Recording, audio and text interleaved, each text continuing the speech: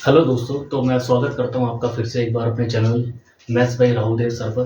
तो जैसा कि आपको पता है, आज मैंने बोर्ड पे लिखा ट्रिग्नोमेट्री। तो ट्रिग्नोमेट्री एक बहुत इंपॉर्टेंट चैप्टर है कॉम्पिटिटिव एग्जाम के पॉइंट ऑफ व्यू से। चाहे आप कोई भी एग्जाम दे रहे हो, डीएसएसबी का हो, एसएससी का हो, एसएससी सीएचएसएल हो, सीडीएस हो, या कोई भी एग्जाम हो, दिल्ली पुलिस हो, या कोई भी स्टेट लेवल का एग्जाम हो, वहाँ पे ट्रिग्नोमेट्री का क्वेश्चन पूछे जाते हैं। तो सारी चीज़ें मैं आपको बेसिक से बताऊंगा, कहाँ से ट्रिग्नोमेट्री का जन्म हुआ, कैसे हुआ, और किस किस तरह के सवाल यहाँ पे आते हैं। हर एक टाइप हम यहाँ पर कवर करेंगे, तो आपको पेशेंस रख के लेक्चर देखना होगा। अगर आपको कोई चीज़ आती है तो आप स्किप करके देख सकते हैं, आगे बढ़ा के देख सकते हैं ट्रिग्नोमेट्री के लेक्चर को। तो चलिए दोस्तों, शुरुआत करते हैं। तो जैसा कि यहाँ पे लिखा हुआ है, ट्रिग्नोमेट्री ट्रिग्नोमेट्री दो शब्दों से मिलकर बना है, ट्राइगोन प्लस मेट्री। दोस्तों यहाँ पे ट्राइगोन का मतलब होता है 3 साइड्स, या फिर आप यूं कहें 3 एंगल्स। किसके? किसी भी ट्राइंगल के, स्पेशली राइट एंगल ट्राइंगल के, राइट एंगल ट्राइंगल के। और मेट्री का मतलब होता है मेजरमेंट, नापना, मेजरमेंट दोस्तों। तो राइट एंगल ट्राइंगल क्या होता है? एक ऐसा ट्राइंगल जिसमें एक एंगल 90 डिग्री का होता है। तो राइट एंगल ट्राइंगल हमको पता है एक ऐसा ट्राइंगल होता है जिसमें एक एंगल 90 डिग्री का होता है। सपोज दोस्तों मैंने एक ट्राइंगल बनाया ABC, यहाँ पे जो एंगल B है वो 90 डिग्री का है। तो 90 डिग्री का यहाँ पे एंगल B है इस ट्राइंगल में। ठीक है दोस्तों। तो अगर हम किसी भी राइट एंगल ट्राइंगल की बात करते हैं, तो राइट एंगल ट्राइंगल में 3 एंगल होते हैं और 3 ही साइड होती है। आपको पता है कि angle A plus angle B plus angle C बराबर 180 डिग्री होता है। किसी भी ट्रायंगल के आंतरिक कोण का योग 180 डिग्री होता है। यहाँ पे एंगल B अकेला 90 डिग्री का है, इसका मतलब एंगल A और एंगल C का जो सम होगा वो भी 90 डिग्री होगा। अगर हम यहाँ पे एंगल B की वैल्यू रखते हैं 90 डिग्री, तो यहाँ पे एंगल C आ जाएगा और यहाँ पे एंगल A आ जाएगा बराबर 180 डिग्री। यहाँ से आप angle A plus angle C की वैल्यू निकालेंगे, तो यहाँ पे आप देख रहे हैं 90 डिग्री आ रहा है। मतलब एंगल A और एंगल C मिलाकर 90 डिग्री हमें दे रहे हैं। अब ये 90 कैसे भी हो सकता है, ये 30, ये 60, या ये 60, ये 30, ये 45, दोनों एंगल का सम 90 डिग्री होगा। दोस्तों अगर मैं आपसे कहता हूँ कि मेरे पास ट्रायंगल है, राइट एंगल ट्रायंगल है PQR, क्यू पे मैंने एक राइट एंगल बनाया है दोस्तों, और अगर मैं आपसे कहता हूँ कि P की जो साइड है वो 3 है,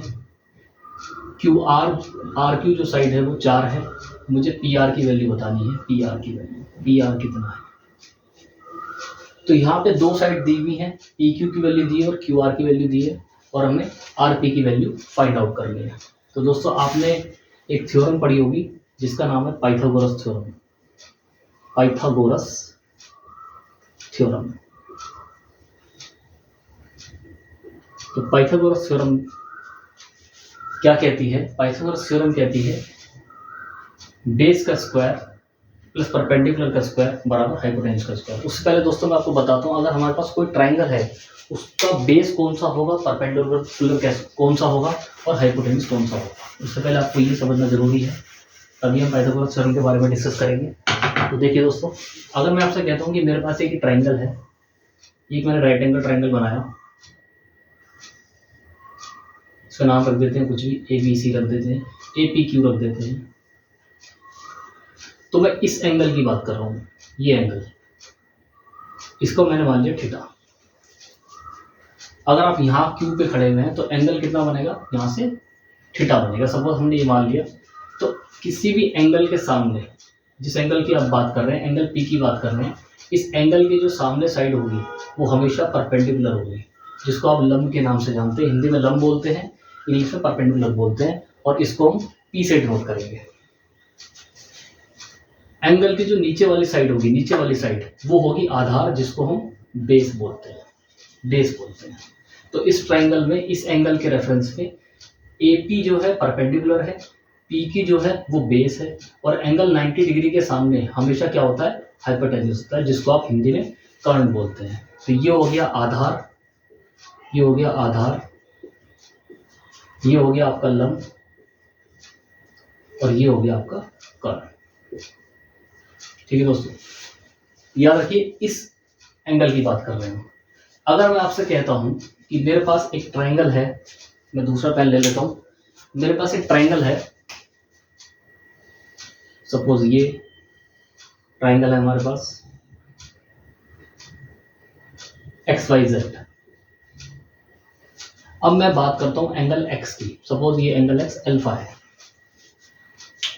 मैंने आपको बताया जिस एंगल के बारे में हम बात करते हैं, जिस एंगल के बारे में हम बात करते हैं उस एंगल के सामने वाली साइड हमेशा परपेंडिकुलर होती है। तो एंगल अल्फा के सामने जो साइड है YZ है, ये हमारी परपेंडिकुलर हो जाएगी। एंगल Y पे 90 डिग्री बन रहा है, 90 डिग्री के सामने हमेशा हाइपोटेन्यूज होता है, ये H हो जाएगा, जिसको हम कर्ण बोलते हैं, मैंने यहाँ लिखा हुआ भी है। और जिस पे ट्रायंगल बना हुआ है एंगल के नीचे वाली साइड, उसको हम बेस बोलते हैं। तो मुझे उम्मीद है दोस्तों आपको परपेंडिकुलर और बेस पहचानना आ गया होगा। 90 डिग्री के सामने हमेशा हाइपोटेन्यूज होता है, 90 डिग्री के सामने हमेशा हाइपोटेन्यूज या फिर कर्ण होता है। हाइपोटेन्यूज जो होती है वो परपेंडिकुलर और बेस दोनों से बड़ी होती है, तो हाइपोटेन्यूज जो होता है हमेशा ग्रेटर होता है परपेंडिकुलर और बेस से। ठीक है दोस्तों, तो 90 डिग्री के सामने हाइपोटेन्यूज, जिस एंगल के बारे में हम बात कर रहे हैं उस एंगल के सामने परपेंडिकुलर, उसके नीचे जो बची बेस वो बेस हो गई। जैसे यहाँ पे हमने एंगल लिया थीटा, थीटा के सामने वाली साइड परपेंडिकुलर होगी, 90 डिग्री के सामने हाइपोटेन्यूज होगी, और थीटा की जो नीचे साइड बची वो हमारी आधार हो जाएगी, बेस हो जाएगी। ठीक है दोस्तों, आगे चलते हैं, बात करते हैं कुछ और चीज़ों की जो ट्रिग्नोमेट्री में बहुत काम की हैं। तो बहुत ही पेशेंस रख के आपको ये बातें सुननी होगी। मुझे लगता है मैं बहुत धीरे धीरे पढ़ा रहा हूँ, लेकिन कुछ बच्चे हैं जो बिल्कुल बेसिक भी नहीं जानते हैं, उनके लिए भी ये टॉपिक बहुत काम कर रहे हैं। देखिए दोस्तों, पाइथागोरस थ्योरम, आप सभी ने 10th क्लास में पाइथागोरस थ्योरम पढ़ी होगी। पाइथागोरस थ्योरम, पाइथागोरस थ्योरम क्या कहती है? देखिए दोस्तों, अगर मेरे पास एक ट्रायंगल है, राइट एंगल ट्रायंगल की हम बात कर रहे हैं क्योंकि हम ट्रिग्नोमेट्री पढ़ रहे हैं। ये हमारे पास एक राइट एंगल ट्रायंगल है, यहाँ पे एंगल बी मैंने माना 90 डिग्री है, ये एंगल ए है, ये एंगल सी है। ठीक है दोस्तों, हम बात करते हैं एंगल ए के रेफरेंस में, ये एंगल मैंने थीटा मान दिया। तो अभी मैंने आपको बताया एंगल थीटा के सामने जो साइड होगी वो परपेंडिकुलर होगी, ये परपेंडिकुलर होगी। 90 डिग्री के सामने जो साइड होगी वो हाइपोटेन्यूज होगी, और जो एंगल के नीचे साइड होगी वो बेस होगी। ठीक है दोस्तों, तो पाइथागोरस एक मैथमेटिशियन थे, उन्होंने हमें ये बात बताई कि अगर आप परपेंडिकुलर का स्क्वायर करते हो और उसमें बेस के स्क्वायर को जोड़ देते हो, तो आपके पास जो साइड निकल कर आती है वो हाइपोटेन्यूज के स्क्वायर के बराबर आती है। ये पाइथागोरस ने बोला, अगर आप परपेंडिकुलर के स्क्वायर में बेस के स्क्वायर को जोड़ देंगे तो हाइपोटेन्यूज स्क्वायर के बराबर आएगी। जैसे कि एग्जांपल के लिए मैंने एक ट्रायंगल बनाया यहाँ पे छोटा सा, ये ट्रायंगल बनाया, इस एंगल की बात कर रहे हैं, ये एंगल अल्फा है सपोज। अगर मैं आपसे कहता हूँ कि ये 5 है, ये 5 है, बेस 5 है, ये एंगल के सामने परपेंडिकुलर है, ये 12 है, तो मैंने आपसे कहा हाइपोटेन्यूज की वैल्यू बताइए। तो आपको पता है हाइपोटेन्यूज का स्क्वायर बराबर क्या होता है? हाइपोटेन्यूज का स्क्वायर होता है परपेंडिकुलर का स्क्वायर प्लस बेस का स्क्वायर। तो हाइपोटेन्यूज का स्क्वायर बराबर बेस कितना दिया है 5 का स्क्वायर 25 हो जाएगा, परपेंडिकुलर का स्क्वायर बेस का स्क्वायर मैंने पहले लिख दिया, सॉरी माफ कीजिएगा। परपेंडिकुलर का स्क्वायर, परपेंडिकुलर 12 है, 12 का स्क्वायर 144, दोनों को आप जोड़ेंगे तो 169 आएगा। तो एच स्क्वायर की वैल्यू 169 है, तो एच की वैल्यू कितनी हो जाएगी? Square root of 169। तो आपका 169 किसका स्क्वायर रूट होता है? 13 का स्क्वायर रूट होता है, तो ये साइड कितनी आ जाएगी? 13। ठीक है दोस्तों, इसी तरह से अगर मैं आपसे कहता हूं कि मेरे पास एक ट्रायंगल है,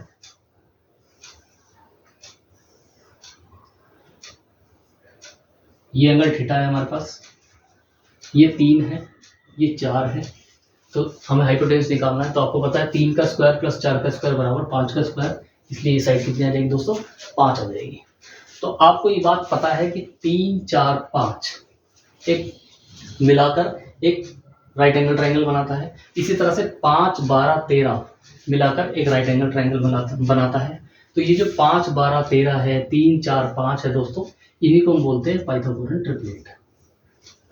Pythagorean triplet, Pythagorean triplet. Pythagorean triplet क्या होते हैं? एक ऐसे सेट ऑफ इंटीजर जिनका स्क्वायर करके जोड़ेंगे तो हमें पाइथागोरियन ट्रिपलेट मिलेगा। जैसे कि मैं आपसे कहता हूँ ये एक 3, 4, 5 एक पाइथागोरियन ट्रिपलेट है। 3, 4, 5 कैसे? अगर आप 3 का स्क्वायर करोगे प्लस 4 का स्क्वायर करोगे वो 5 के स्क्वायर के बराबर आएगा, तो एक पाइथागोरियन ट्रिपलेट हो गया।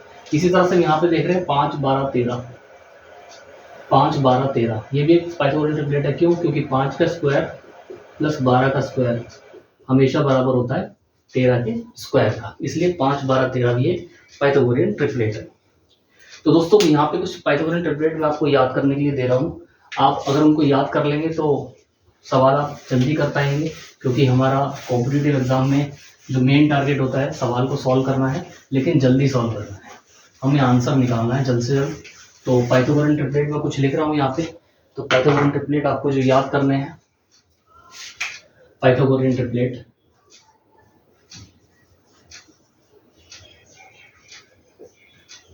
Pythagorean triplet. तो पहला ट्रिपलेट है 3, 4, 5, ये सबसे बेसिक ट्रिपलेट है। उसके बाद दूसरा है 5, 12, 13, फिर है 7, 24, 25,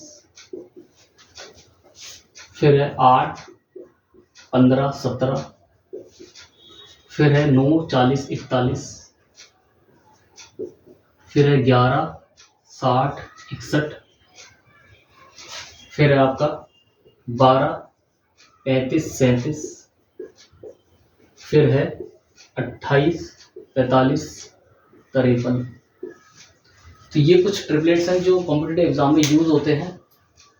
इनका क्या मतलब है? देखिए, जहाँ यहाँ पे जो सबसे बड़ा नंबर है ये हाइपोटेन्यूज है, क्योंकि आपको पता है कि हाइपोटेन्यूज बेस और परपेंडिकुलर दोनों से बड़ा होता है।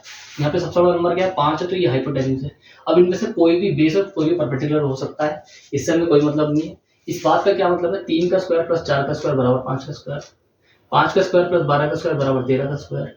इसी तरह से 8 का स्क्वायर प्लस 15 का स्क्वायर बराबर 17 का स्क्वायर। आप जोड़ेंगे 8 का स्क्वायर 64 होता है, 15 का स्क्वायर 225 होता है।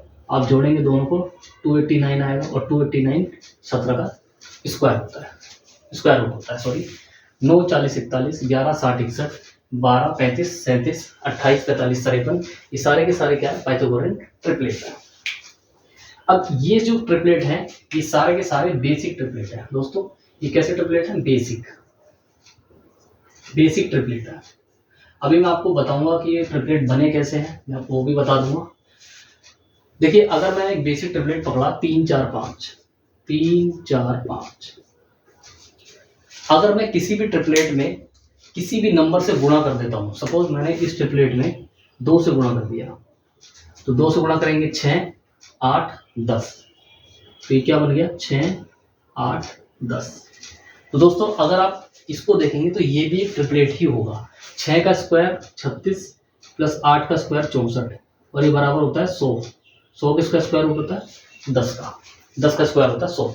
तो 36 प्लस 64 बराबर 100। तो ये अभी भी ट्रिपलेट है। इसका मतलब ये है हम आज़ाद हैं किसी भी ट्रिपलेट को किसी भी नंबर से गुणा करने के लिए। किसी भी नंबर से हम गुणा कर सकते हैं।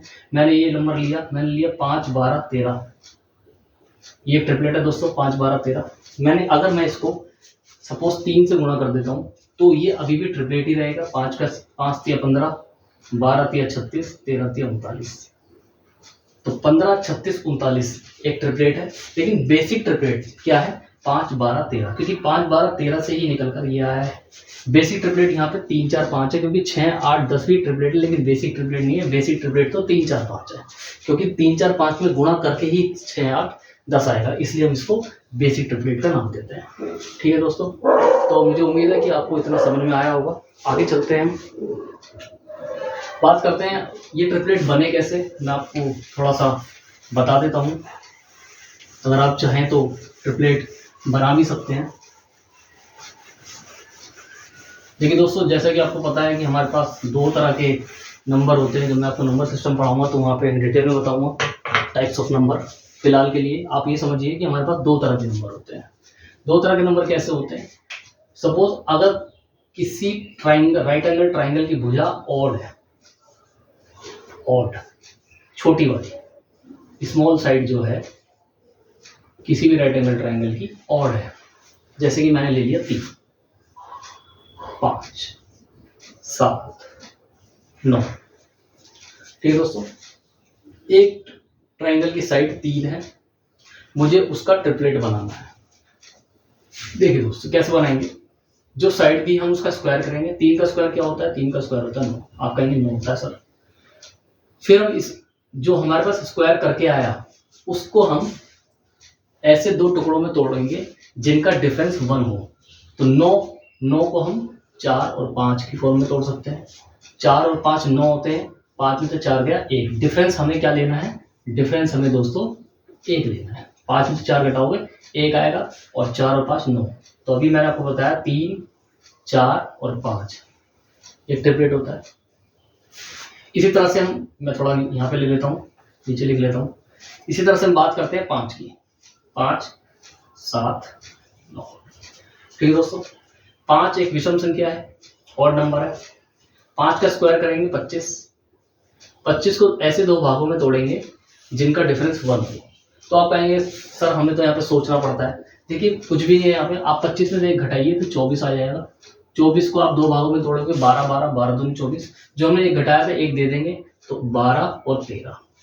तो अभी मैंने आपको बताया 5, 12, 13 एक ट्रिपलेट होता है। ठीक है दोस्तों, इसी तरह से हम यहाँ पे देखते हैं 9। सपोज मुझे 9 का ट्रिपलेट निकालना है, तो 9 का क्या करेंगे? 9 का स्क्वायर करेंगे। 9 का स्क्वायर होता है 81।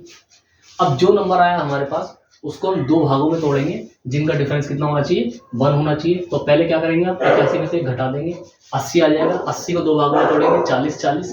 जो एक दिया था वापस लिया था वापस दे देंगे, तो 40 और 41। तो ट्रिपलेट जो हमारे पास 9, 40 और 41, ये ट्रिपलेट बना। ठीक है दोस्तों, तो यहाँ पे हमने सीखा कि अगर ऑड नंबर है तो ऑड नंबर का ट्रिपलेट कैसे बनाते हैं हम। आगे बात करते हैं, अगर मेरे पास कोई भी इवन नंबर है, इवन नंबर, तो इवन नंबर का ट्रिपलेट किस तरह से हम बनाएंगे दोस्तों? देखिए, अगर मेरे पास कोई नंबर है, सपोज मैंने आपसे कहा कि मेरे पास नंबर है 8। 8 एक इवन नंबर है। इवन नंबर का आप स्क्वायर करेंगे, इवन नंबर का आप स्क्वायर करेंगे। 8 का स्क्वायर होता है 64। फिर आप इसको 2 से भाग करेंगे। यहाँ का प्रोसेस थोड़ा अलग है। भाग करेंगे तो आपको कितना मिलेगा? 32 मिलेगा। अब जो आपके पास जो संख्या है इसको आप दो भागों में तोड़ोगे, लेकिन यहाँ पे जो डिफरेंस होना चाहिए दोस्तों, यहाँ पे जो डिफरेंस होना चाहिए वो 2 का होना चाहिए। यहाँ पे 1 का था, यहाँ पे 2 का होना चाहिए। तो 32 में से पहले 2 घटाएंगे, 30 रह जाएगा। 30 का आधा 15, 15 वापस 2 दे देंगे, तो 15 और 17। तो आप देख रहे हैं 8, 15, 17 ये ट्रिपलेट हो जाएगा। ठीक है दोस्तों, तो इस तरह से आप ट्रिपलेट निकाल भी सकते हैं अगर आप चाहें तो।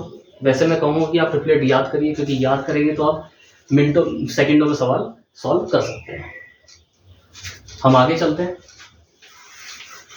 तो मुझे उम्मीद है यहाँ तक आपको समझ में आया होगा। आगे चलते हैं,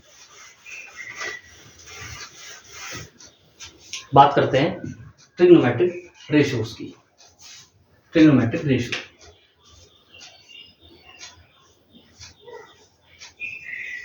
ट्रिग्नोमेट्रिक रेशियो।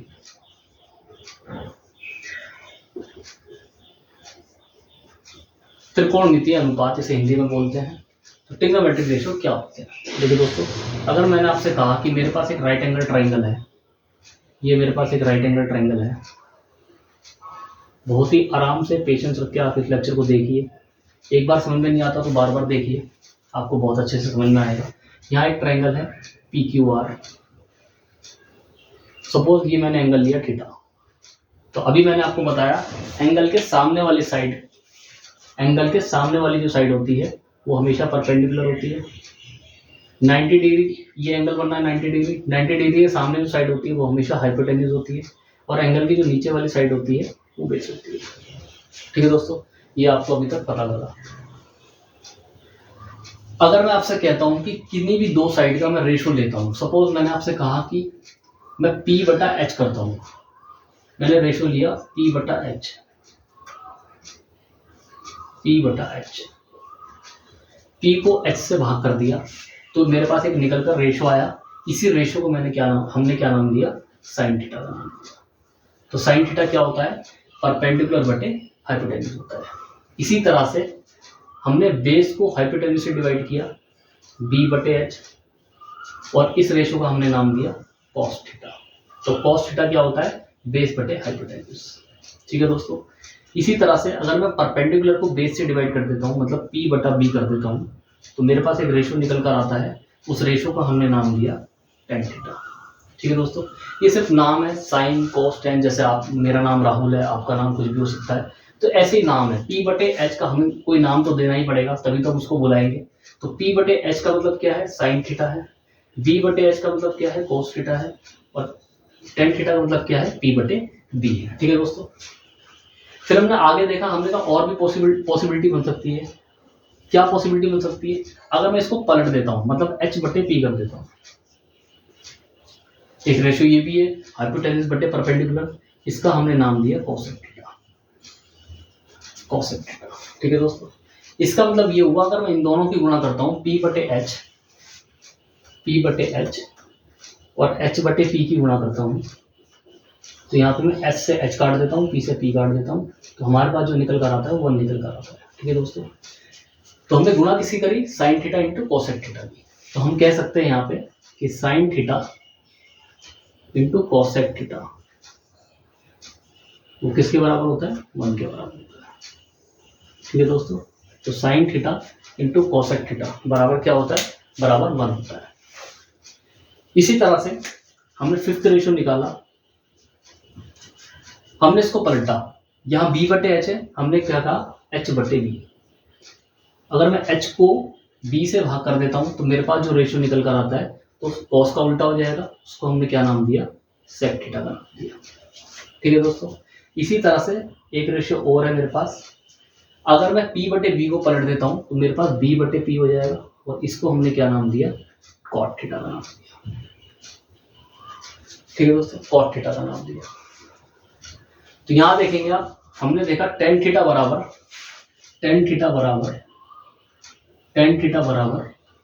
P बटे B है, P बटे B है।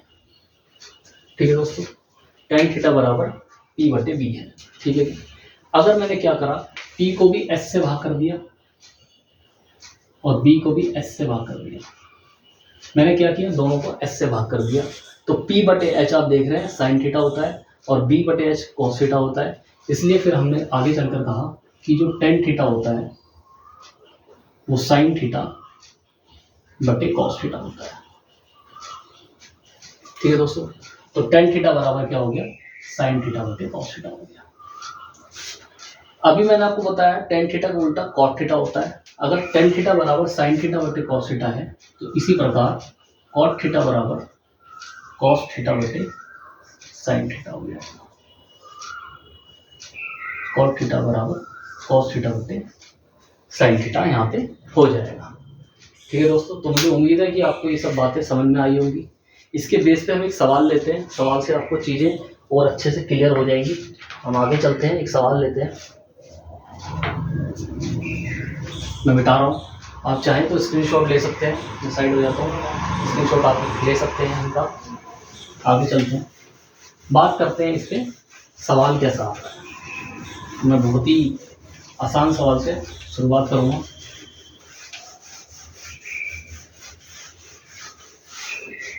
देखिए दोस्तों, हमारे पास सवाल है, सपोज मैंने आपसे कहा, इस तरह से सवाल पेपर में आता है, मैंने आपसे कहा इफ, यदि साइन थीटा बराबर 3/5,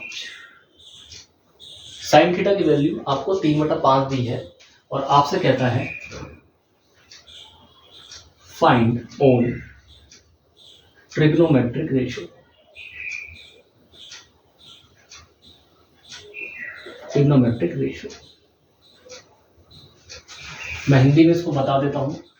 उसने कहा है यदि साइन थीटा बराबर 3/5 है तो बाकी जो बचे त्रिकोणमितीय अनुपात है कौन कौन से, कोसेक, कॉस, सेक, टेन, कोट, उनकी वैल्यू बताइए। देखिए दोस्तों किस तरह से हम इस सवाल को अटेम्प्ट करेंगे, इसका सॉल्यूशन देखिए।